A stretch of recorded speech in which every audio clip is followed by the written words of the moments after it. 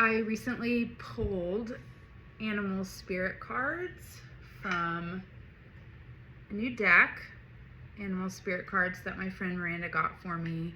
I love playing with different decks. Each one has different art, different organizational systems, different themes and ways of exploring those themes that it focuses on. And it's so much fun to get to know a deck, the energy, the way you connect with it, and what it shows you about yourself or others. And that's going to be different for everyone. Like, each deck is different, and then the way we connect to the deck is really personal. And it's fun working with animals. I love nature. I always find so many beautiful metaphors and illustrations of ways that I can live and embody my human experience that lead me to deeper truths through nature. So I'm excited to use this deck. I pulled 12 cards and then a 13th card based on my friend Miranda's recommendation for like an overall theme for the year.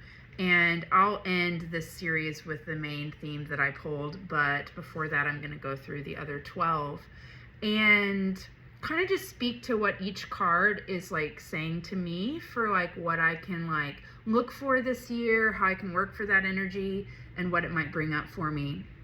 The first card is the Scorpion card. We've got fire here. Fire is going to be a big energy that we'll be working for and with for the next 8 years, even beyond. We have a lot of outer planets changing signs into fire and air. So that's going to be an energy and a quality that we're going to become pretty familiar with and kind of be learning about ourselves through these elements, and might surprise ourselves and also just might be pushed into new ways of being that we haven't been before. With the Scorpion, what I'm getting with this card is a lot of embracing my loner self. Sometimes I can be a loner. I need a lot of alone time to like know myself, to recharge myself. And there's a dance there. Sometimes I can have too much alone time or kind of get lost in it.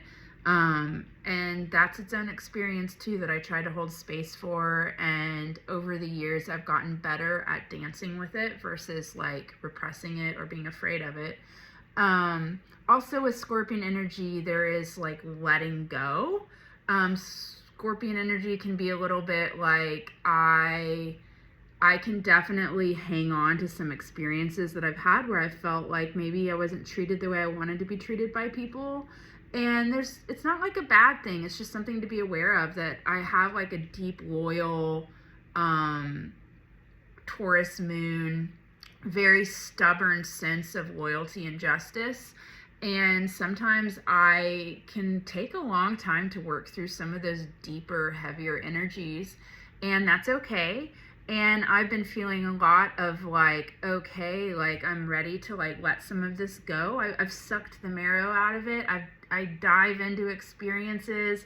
I like mull them over. I think them over. I like live them out in my life. I speak them to close friends. And each time I'm turning that experience over, I'm refining it. I'm sucking out like what I was supposed to be getting from that experience. That's the way at least I kind of move through things sometimes.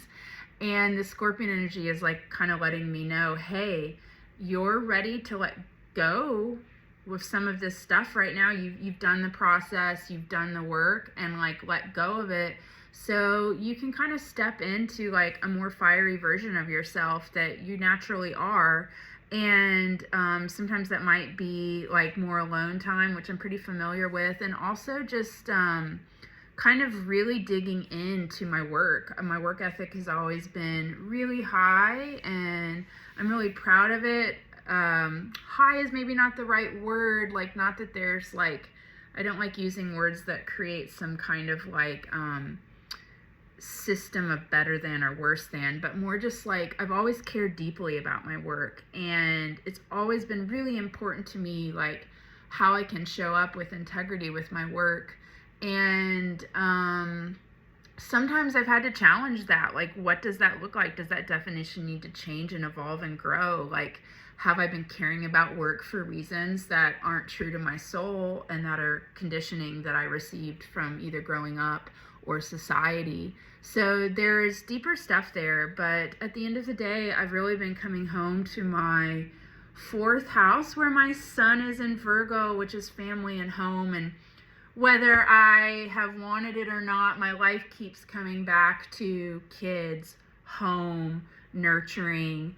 And those are themes of my life that I've had a lot of hard stuff to work through. And I haven't always wanted that to be where my sun was, but it is where my son is. And I live with an awesome roommate and her daughter, who I've gotten to live with since she was 4, and she's now turning 10 this winter, just turned 10.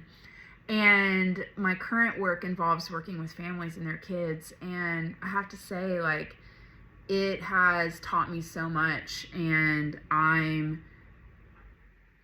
had to let go of a lot of stuff, and I've had to wrestle with a lot of stuff, and I've had to like kind of make myself the clay.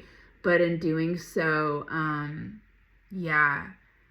it's kind of rewriting, for me, my emotional embodied connection to what family looks and feels like.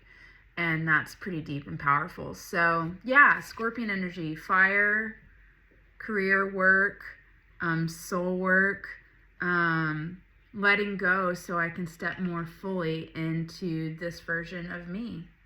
I'm ready.